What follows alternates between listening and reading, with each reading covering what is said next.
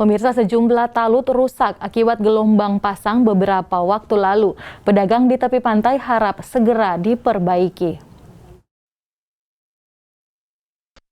Sejumlah talut di tepi pantai Kota Ternate rusak akibat hantaman gelombang pasang beberapa waktu lalu.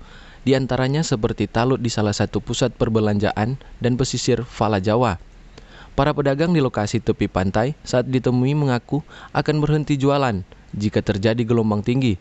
Mereka berharap talut penahan ombak ini dapat segera diperbaiki. Cepat-cepat perbaiki supaya tumba jual kan jangan takut-takut terada. Supaya auto kan dia masuk, motor dia masuk mekan karena itu soalnya orang petampa juga dia rusak, akhirnya dong takaruan, dong duduk di mana-mana tuh. Kalau selama ombak di sini bajual bagaimana di sini?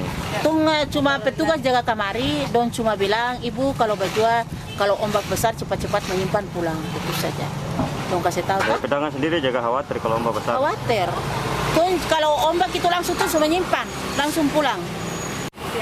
Ya ibu ini kalau jual di sini seberapa lama? Sudah lama, sudah ada 5 tahun. 5 tahun di sini. Ya. Terus kalau ombak gimana kalau di sini? Kalau ombak takut.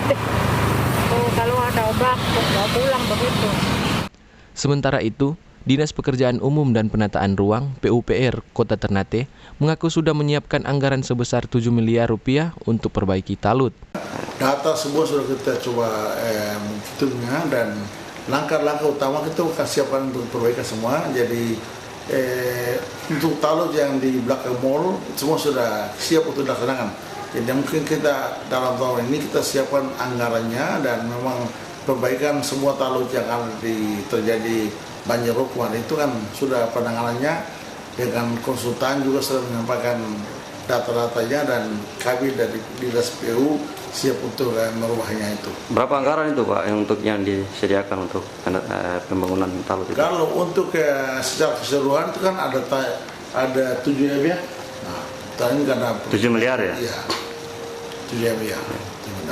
Namun perbaikan ini tidak keseluruhan mencakup kerusakan seluruh talut di tepi pantai Ternate, tetapi masih dikhususkan di pusat kota.